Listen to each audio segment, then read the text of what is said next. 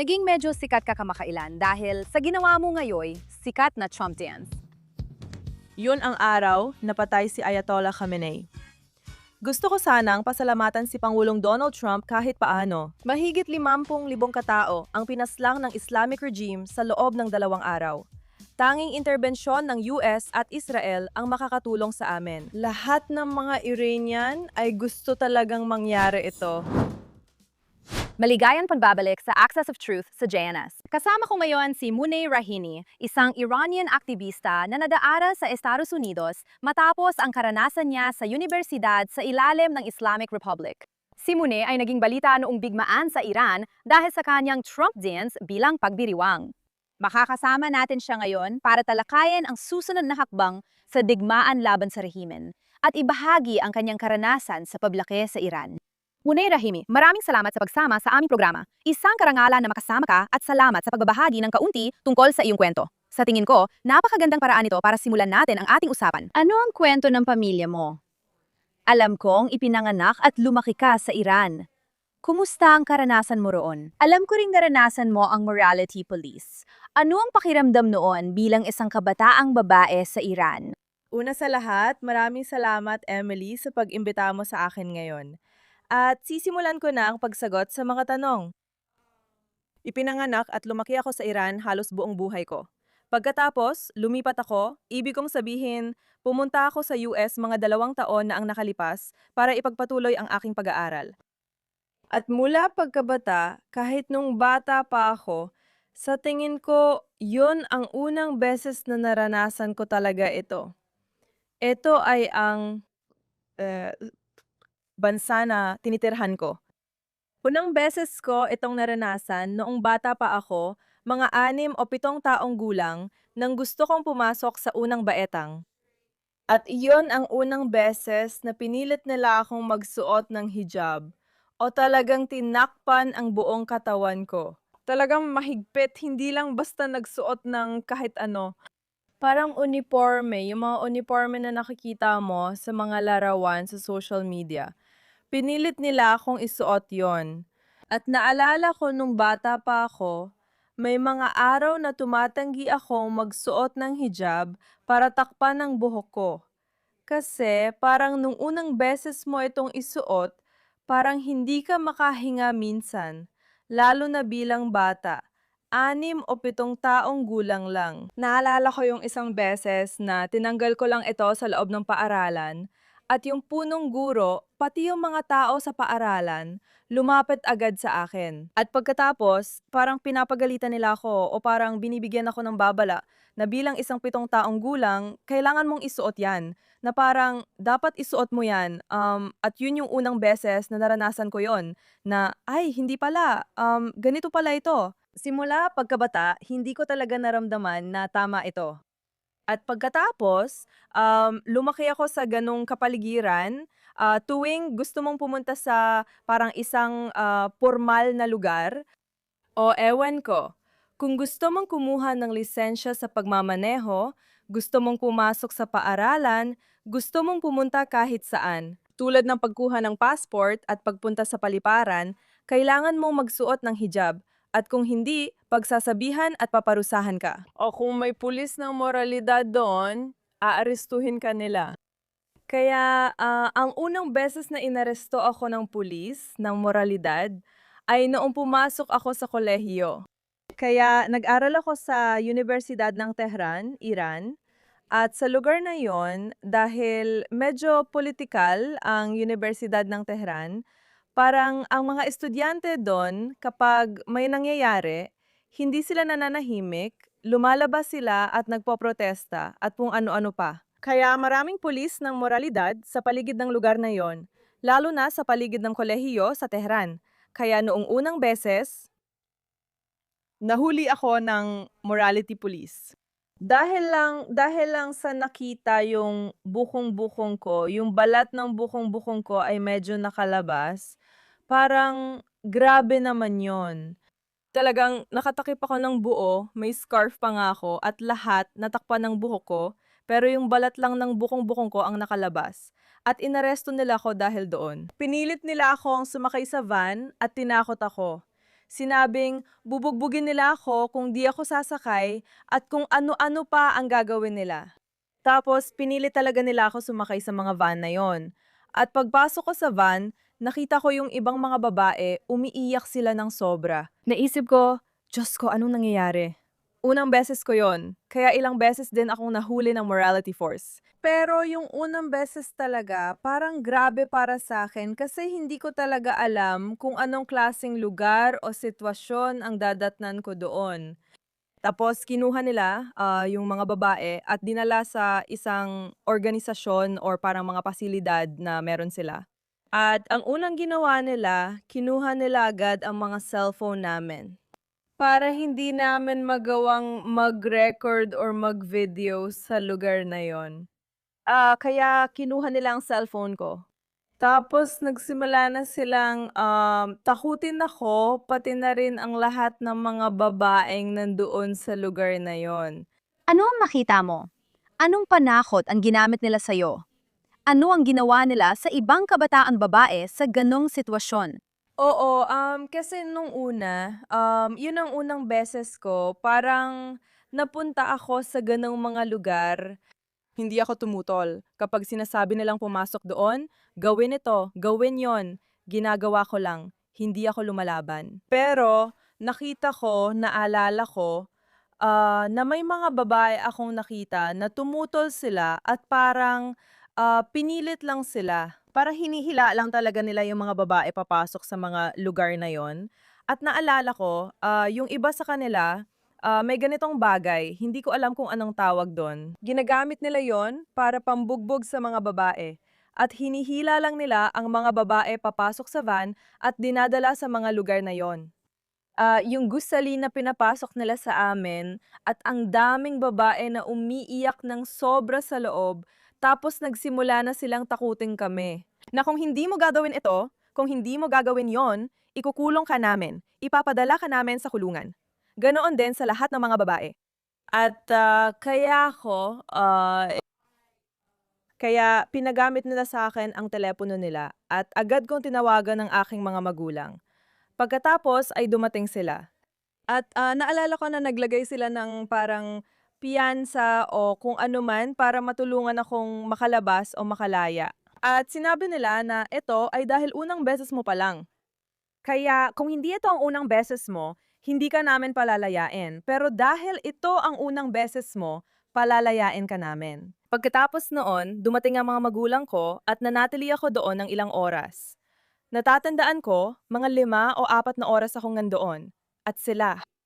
Sabi nila, okay, dahil lang ito ang unang beses mo, kaya namin ikaw palalayain. At kumuha sila ng litrato ko, kumuha sila ng litrato ng buhong-buhong ko, para lang may record sila kung bakit nila ako inaresto. Grabe talaga yon. Parang naalala ko na nakita ko sa mga pelikula na ipinapakita nila ang mga kriminal kasama ang kanilang impormasyon tapos ginawa rin nila sa akin yon. Dahil lang sa medyo nakita ang balat ng bukong-bukong ko, tapos naisip ko, Diyos ko, ganito pala ang ginagawa nila sa mga kriminal. Hindi lang pala ito ginagawa sa mga babae na nagpapakita ng kaunting balat o buhok na ganito. Grabe talaga yon. Pero oo, yun ang naging karanasan ko sa morality police at nakita ko na talagang nagiging matindi sila. Kapag may tumutol, tulad ng nangyari kay Masa Amini, yung mga lumabas na footage tungkol kay Masa Amini, ipinapakita lang na tumutol siya habang inaaresto siya ng morality police, kaya nangyari sa kanya yon. Kasi kapag may tumutol, binubugbog nila tulad ng ginawa nila kay Masa Amini, at pagkatapos, dinala siya sa ospital at kalaunan, pumanaw siya dahil sa ginawa ng morality police. Gaano kalaki ang epekto ng kulturang ito sa buong buhay mo habang lumalaki ka sa Iran? Ibig kong sabihin, gaano kalawak ang relihiyosong indoktrinasyon? May paraan ka ba para makaiwas dito sa loob ng lipunan? O paano ba yon? Ibig kong sabihin, lumaki ka doon na may ganoong malawakang impluensya ng Islamista. Sa totoo lang, bilang isang babae, lalo na bilang isang babae na talagang naapektuhan ng relihiyong ito dahil Hindi kami pantay, hindi pantay ang mga babae at lalaki sa ilalim ng Sharia law. Sa Iran, hindi sila pwedeng pumunta sa stadium, hindi sila pwedeng kahit manominate o maging kandidato para maging presidente o magkaroon ng mataas na posisyon. Marami silang hindi magawa na nagagawa ng mga lalaki dahil lang babae sila. At nung lumalaki ako sa Iran, unti-unti kong naintindihan ito at naramdaman ko na okay. Bawat taon na nandun ako sa Iran, lalo na noong huling 4 o 5 taon na nakatira pa ako sa Iran, napagtanto ko talaga na hindi ko kayang mabuhay sa ganitong sitwasyon. Kaya yun ang naging dahilan kung bakit ako nagdesisyon na umalis sa bansa yon. Dahil alam ko sa sarili ko na may ganitong lakas ng loob ako na kapag nakita kong may mali, siguradong magsasalita ako. Siguradong pupunahin ko at siguradong magpuprotesta ako tungkol doon. Nakasaya na ako sa maraming protesta at nakita ko pang naaresto at nakulong ang ilang kaibigan ko. Isa sa mga kaibigan ko ay na-rape sa kulungan. At nung nakalabas siya ng kulungan at nung nakita ko siya, parang ibang tao na talaga siya. At nakita ko, nasaksihan ko ang mga sandaling yon at nakita ko na talagang nagtangka siyang magpakamatay. Lahat ng yon ay nakita ko. At sigurado ako na kung hindi ako nakaalis sa bansang yon, ewan ko, baka hindi na rin ako nabubuhay ngayon dahil nagkaroon ng massacre noong Enero sa Iran. Iyon ang naramdaman ko noon at salamat sa Diyos at nagkaroon ako ng pagkakataon. Nagkaroon ako ng pagkakataon na makapunta sa US para ipagpatuloy ang aking pag-aaral sa napakagandang bansang ito. Binigay nito sa akin ang lahat ng posibilidad, oportunidad at kalayaan na lagi kong hinahangad para sa sarili ko at para sa mga tao ko sa loob ng Iran. At yun ang dahilan kung bakit palagi akong nagsisikap na maging aktibo, maging boses ng mga Iranian sa loob ng Iran, lalo na't wala silang internet. Parang nasa ika-47 na araw na, hindi ko alam, 47 siguro higit pa sa 5 linggo, na walang access sa internet ang mga tao sa Iran. Kaya iyon ang aking motibasyon para maging boses ng mga tao sa loob ng Iran.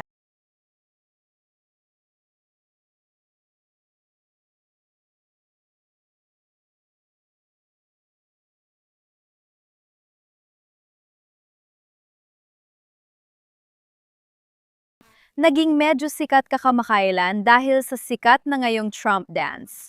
Maari mo bang ikwento ng kaunti tungkol doon? Ano ang nangyari at bakit mo, bilang Iranian, sinusuportahan ang digmaan?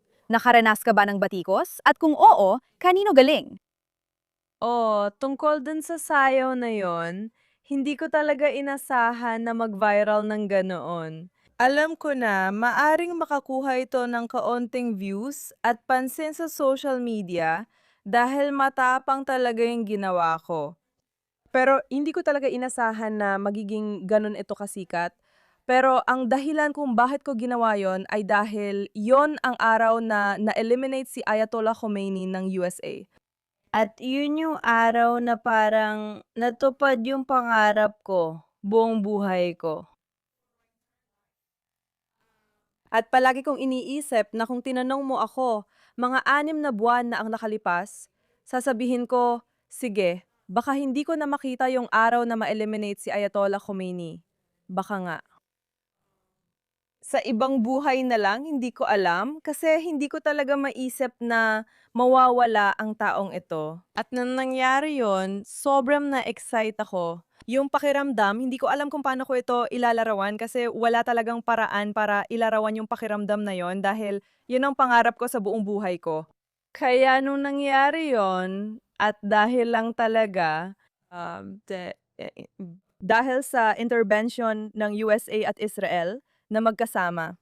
At gusto ko talagang magpasalamat kay Pangulong Donald Trump sa kahit anong paraan. Kaya naisip ko na lang bigla na sumayaw ng parang YMCA dance. At ginawa ko na lang. At ginawa ko yon habang naghihintay ako ng Uber.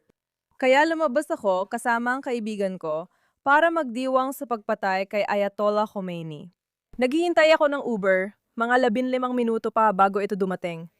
Naisip ko, ano kaya ang pwede kong gawin sa 15 minuto? Nirecord ko lang yon, ipinost, tapos nagdiwang na ako kasamang mga kaibigan at pinatay ang cellphone ko. At pagkatapos ng ilang oras, nung binuksan ko, nung kinuha ko ang cellphone ko para tingnan ang mga social media ko, nakita ko na sumabog na yung video na yon sa buong internet. Ang wild nun. At oo, ganun ang naramdaman ko. At naniniwala ako kasi nakikita ko lahat ng kaibigan ko, lahat ng tao sa paligid ko, kahit yung mga nasa labas ng Iran, pareho rin ang naramdaman tungkol sa araw na iyon. At alam ko na ang mga tao sa Iran, dahil milyon-milyon sila, lumabas para magprotesta noong Enero 8 at 9, at lahat sila ay gusto ito. Ayatollah Khomeini na umalis at gustong makamit ang kalayaan at humihingi ng kalayaan at mga pangunahing karapatang pantao at sumisigaw din para sa leader ng malayang Iran sa hinaharap, Prinsesa ng Pahlavi. Kaya sigurado ako bilang isang katotohanan na lahat ng mga Iranian ay gusto talagang mangyari ito dahil gusto nilang makialam sa sitwasyon ang US at Israel. Dahil sawang-sawa na kami. Sobrang pagod na kami sa gobyernong ito, sa Islamikong rehimen dito sa Iran. At ginawa namin ang lahat ng aming makakaya. Tulad ng nakita mo, milyon-milyong tao ang nasa kalsada na walang kahit anong sandata. Lahat sila, bawat isa sa mga taong lumabas sa kalsada, alam nila na kapag lumabas sila, maaring hindi na sila makabalik ng buhay. Pero ginawa pa rin nila. Bakit? Dahil sawang-sawa na kami. Sawang-sawa na kami sa gobyernong ito, sa Islamikong rehimen, at gusto na naming mawala ito. At ang pakikialam ng US at Israel lang ang tanging makakatulong sa amin dahil ginawa na namin ang lahat ng aming makakaya. Mahigit 50,000 katao ang pinatay ng Islamikong rehimen sa loob ng 2 araw. Kaya talagang nagsikap kami para doon. At sa buong buwan mula noong Enero, 8 at 9 lahat ng tao sa loob at labas ng bansa ay paulit-ulit na humihiling kay Pangulong Donald Trump na makialam sa sitwasyon. At pagkatapos, napapadala siya ng mga mensahe na parang may paparating na tulong at mga ganitong bagay at nagbibigay ng pag-asa sa mga tao ng Iran. At lahat ng tao sa loob at labas ng bansa ay sumisigaw. Kami mga Iranian sa diaspora, palagi kaming napoprotesta at humihiling kay Pangulong Donald Trump na makialam sa sitwasyon buong buwan.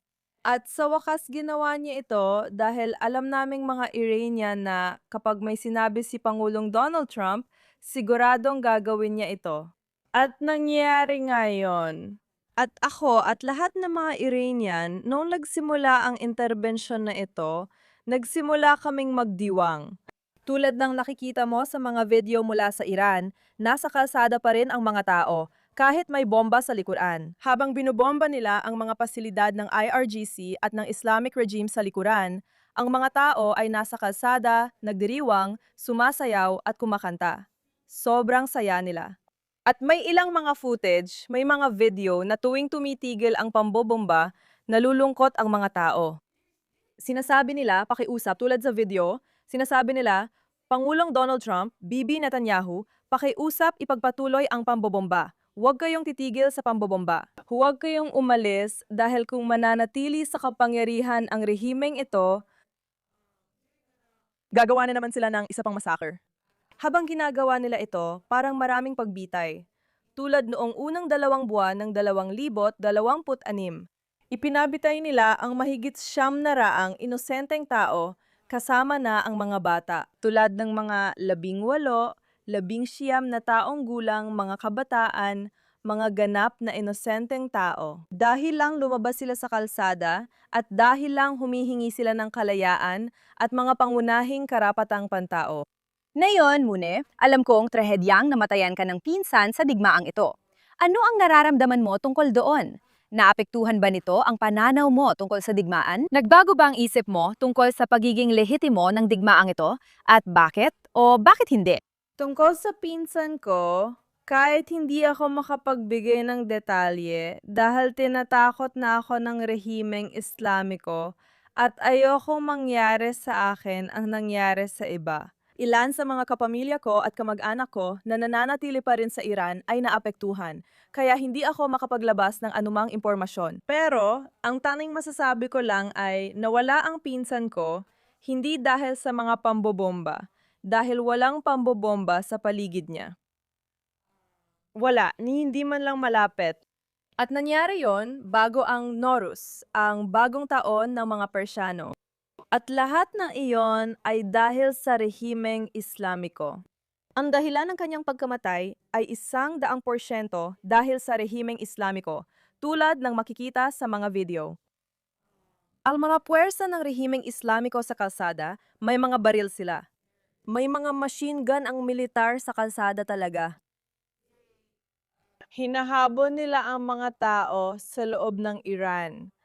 At kung sinusubukan nilang lumaban o magprotesta, agad silang binabaril sa kalsada at pinapatay. Kaya,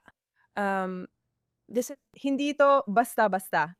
Um, at gusto ko ring banggitin na ang mga tao, lalo na yung mga tao sa kanluran, yung mga kaliwa, yung mga aktivista, yung mga makakaliwa, palagi nilang sinusubukang balewalain ang katotohanan na ang rehimeng ito ay pumapatay sa sarili nitong mga tao. Katulad ng rehimeng ito na pumatay ng mahigit 50,000 inosente sa kalsada at patuloy pa rin sa ginagawa nila. Kapag sinasabi natin na may pinatay o may binitay ng rehimeng ito sa kalsada, sinusubukan nilang balewalain ito. At ang nangyari sa akin, sinusubukan nilang gawing propaganda. Tungkol sa pinsan ko, alam yun ng ilan sa kanila? Yung iba sa kanila ay mga tao ng rehimen. Alam nilang hindi ko pwedeng ilabas ang impormasyon o sabihin ang pangalan. Hindi ko pwedeng sabihin basta ilabas ang litrato ng pinsan ko at saka sabihin kung ano talaga ang nangyari. Alam nila yon dahil hindi ko pwedeng ilagay sa panganib ang buhay ng mga kamag-anak ko.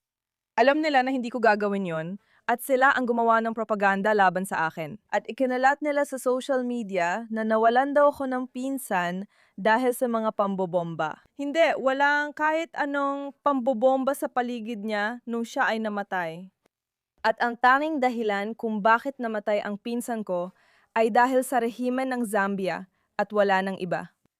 Gusto kong itanong sa'yo sa puntong ito ng digmaan, ng labanan, o anuman ang nangyayari ngayon, ano ang gusto ng mga Iranian sa loob ng Iran? At iba ba ito sa mga hinihiling ng mga Iranian na nasa diaspora?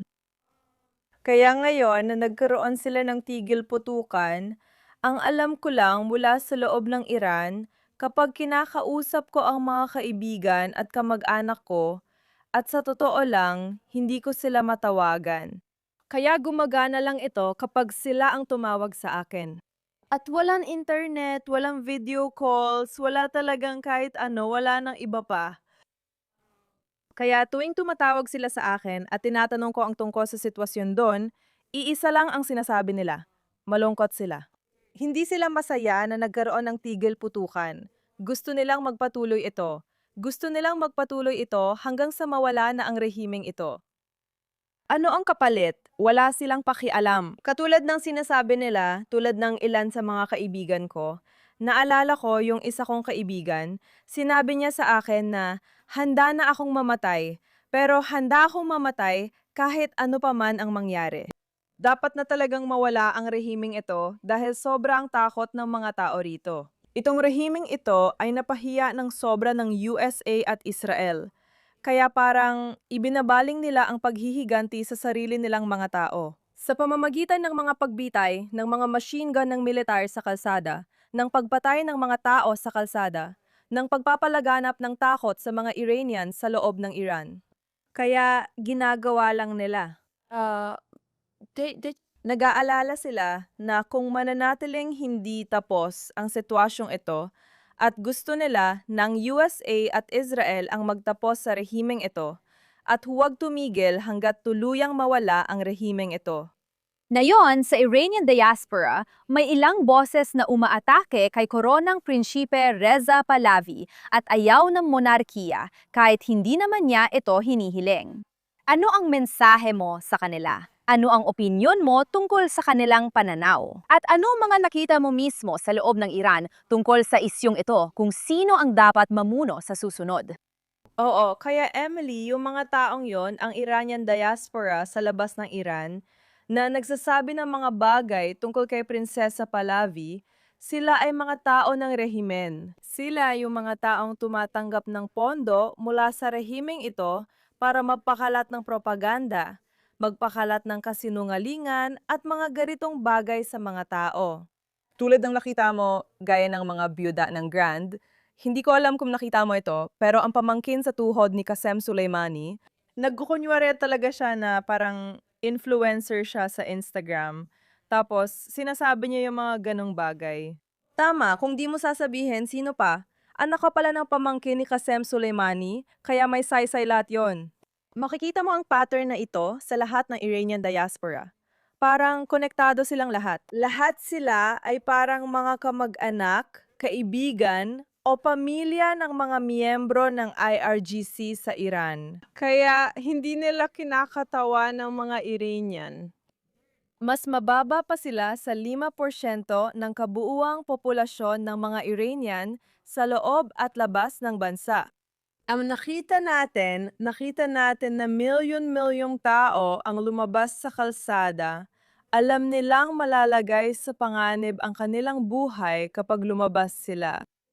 Lumabas sila sa kalsada para magprotesta at dala nila ang bandilang nakikita mo sa likuan at dala rin nila ang larawan ni Prinsesa Pahlavi. At para lang malaman mo, ilegal sa Iran ang magdala ng larawan ni Prinsesa Pahlavi o ng dating siya. At kung halimbawa mahuli ka ng gobyerno o ng mga puwersa ng rehimen na may dalang mga larawang iyon, ikukulong ka nila at tatawagin kang traidor. At kapag tinawag nilang traidor ang isang tao sa loob ng Iran, ay pinapatawan nila ng parusang kamatayan ang mga taong iyon.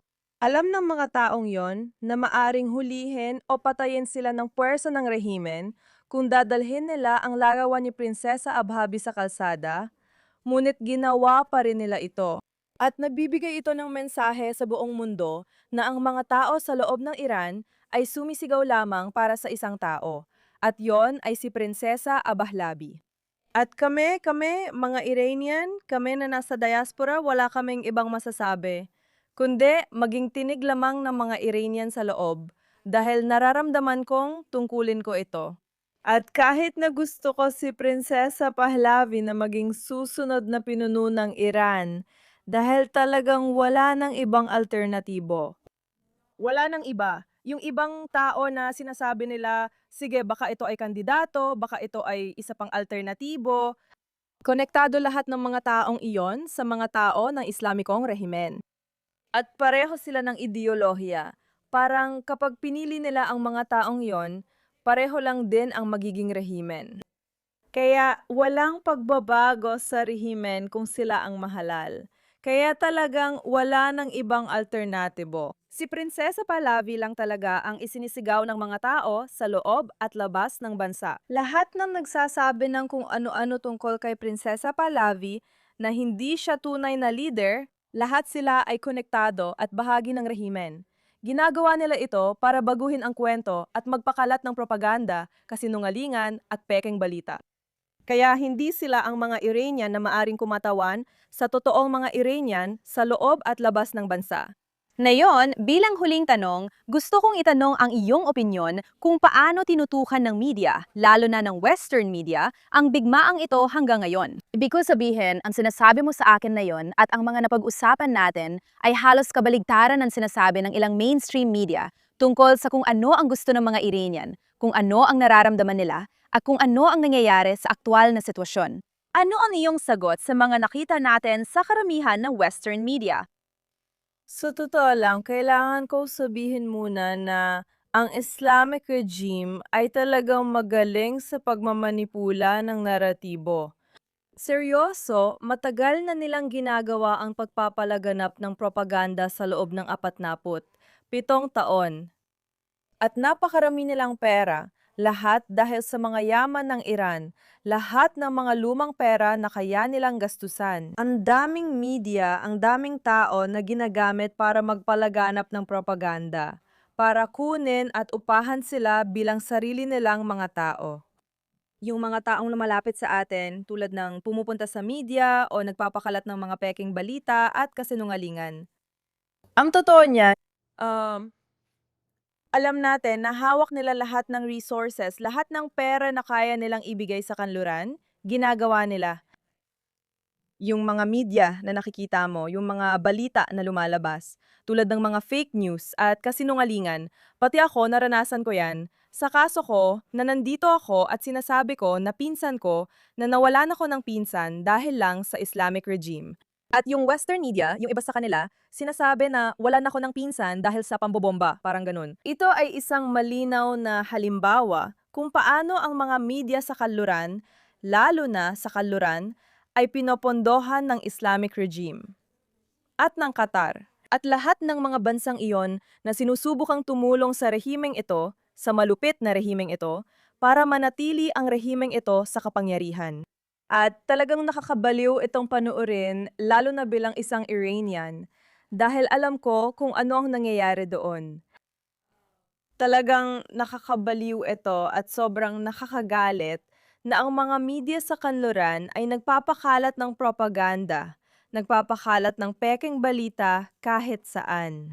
May mga naniniwala sa mga peking balitang yon. At ito ang bagay na sobrang nagpapalungkot at nagpapagalit sa akin ng sabay dahil hindi sila nagsasaliksik. Parang mga tao, alam mo yon, nanonood lang at gumagamit, tapos umaasa lang sila sa iisang source at naniniwala na agad. At pagkatapos, sinusubukan nilang sumunod sa parehong landas ng mga media na yon, ng mga news channel na yon. Hindi sila nagtatanong sa mga tunay na Iranian kung ano ang nangyayari doon. Naniniwala ako na ang lehitimong pinagmumulan at totoong paraan para malaman kung ano talaga ang nangyayari sa Iran ay ang mismong mga Iranian. At kung may gusto talagang makaalam kung ano ang nangyayari sa loob ng Iran, kailangan lang nilang lumapit sa mga Iranian at tanungin kung ano ang nangyayari at malalaman nila ang totoo. Hindi ang mga media na yon dahil alam nating inuupahan at pinopondohan sila ng Islamic regime para magpakalat ng propaganda at kasinungalingan. Mune, alam ko, sabi ko huling tanong na pero may isa pa akong tanong. Ano ang pananaw mo sa Israel habang lumalaki ka? Ano ang itinuro sa'yo? Ano ang parang pangunahing pananaw ngayon sa inyong henerasyon? Ibig kong sabihin, wala naman talaga kayong totoong interaksyon sa mga Israeli, maliban na lang online. Talagang putol ang ugnayan. Maraming maling itinuro sa inyo tungkol sa amin, kaya anong tingin mo sa Israel noong bata ka? Simula bata pa ako at nagsimulang pumasok sa paaralan, naalala ko na pinipilit nila ang mga batang estudyante na sumigaw ng kamatayan sa Amerika, kamatayan sa Israel, sa paaralan. Ganoon sila. Ginawa nila yon tulad ng mga taong yon, pinilit nila ang lahat ng estudyante sa loob ng Iran na gawin yon. At sinusubukan nilang ituro yon. Ang Israel ang siyang gustong magkaroon ng digmaan sa gitnang silangan. At ang Israel ang siyang dahilan. Habang sila, sa totoo lang, sila ang nagpopondo. Ang Islamic regime, sa tingin ko, ang pinakamalaking tagapagtaguyod ng terorismo sa gitnang silangan. Talagang pinipilit nila na parang i-brainwash ang mga tao sa loob ng Iran. Mula sa murang edad at ito ay isang bagay na hindi na gumagana ngayon. At makikita mo ito, tulad ko, ipinanganak at lumaki ako sa Iran. Marami pang ibang mga Iranian na ipinanganak at lumaki rin sa Iran. At pinilit silang sumigaw ng kamatayan sa Amerika at kamatayan sa Israel. Pinilit silang parang turuan ng mga guro sa Iran para ma-brainwash sila. Kahit ganon, hindi pa rin nakuha ng rehimeng Islamiko ang gusto nilang resulta. Kaya sila sinusubukan nilang parang buo din, sinusubukan nilang turuan at i-brainwash ang mga tao mula sa napakabatang edad. At ginagawa nila ito sa lahat ng media sa loob ng Iran. At ito ay isang bagay na nakikita ko rin ang ganitong pattern sa kanluran, sa kasamaang palad. At ito ang bagay na talagang nagpapalungkot sa akin. Kasi ang kanluran, tulad ng USA at iba pang mga bansa, magagandang bansa sila at hindi dapat ganon. Ganito ang ibig ko sabihin para sa Iran. Dahil lahat ng diktador, lahat ng kalayaan na inalis sa mga tao, at lahat ng ginawa ng rehimeng Islamiko sa sarili nilang mga tao. Pero sa USA o sa ibang mga bansa, may ganap na kalayaan para sa lahat dito, para talagang maintindihan kung ano ba talaga ang realidad, ano ang totoo. Pero hindi nila ito pinipili o kaya naman ay napapaniwala o naloloko sila ng medyang kanluranin. At ito ang bagay na talagang gusto ko. Bukod pa doon, pinipilit ko talagang maging boses ng mga Iranian sa loob. At pinipilit ko ring sabihin ang totoo. Ang totoong nangyayari tungkol sa Israel. Dahil na yon, kaming mga Iranian ay lubos na napapasalamat kay Netanyahu. Si Netanyahu na nakialam ang sitwasyon at lahat ng ginawa ni Netanyahu at lahat ng sinabi ni Netanyahu tungkol sa mga tao ng Iran. Talagang pinarangalan niya ang kulturang Iranian at ang mga tao ng Iran ng maraming beses. Kaya lubos kaming nagpapasalamat. At talagang masaya kami na kami bilang mga Iranian ay may mga Israeli na nasa panig namin. At ito ay talagang nagpapasaya sa akin at ganun din.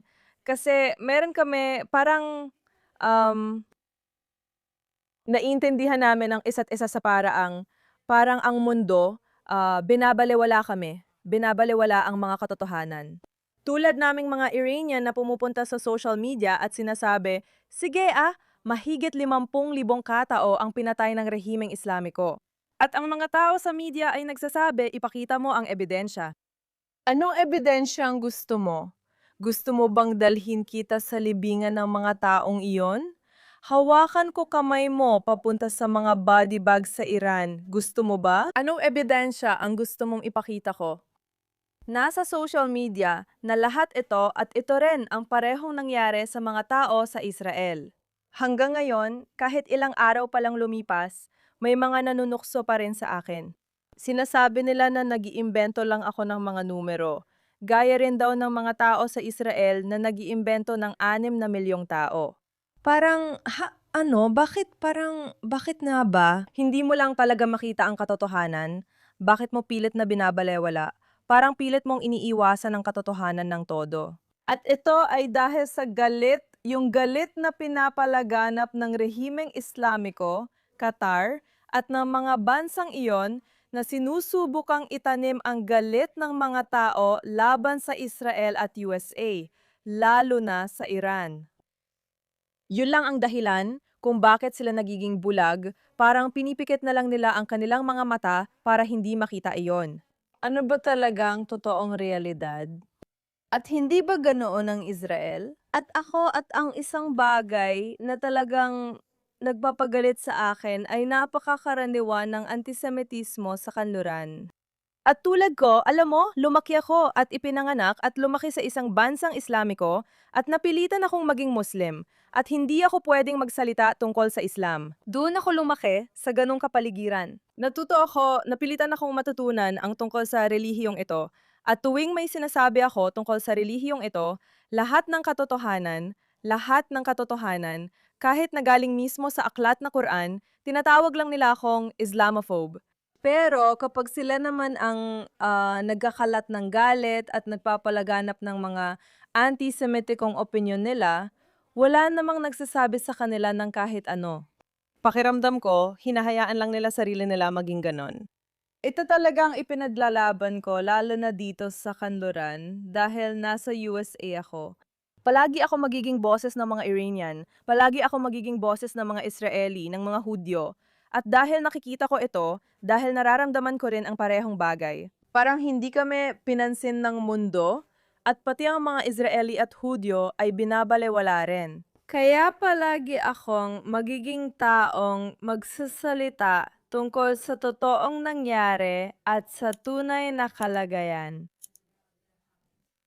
Sige, hanggang dito na lang muna tayo. Pero gusto kitang pasalamatan sa pansama mo sa amin na yon at sa pagbibibigay linaw sa mga nangyayari sa loob ng Iran. Maraming salamat.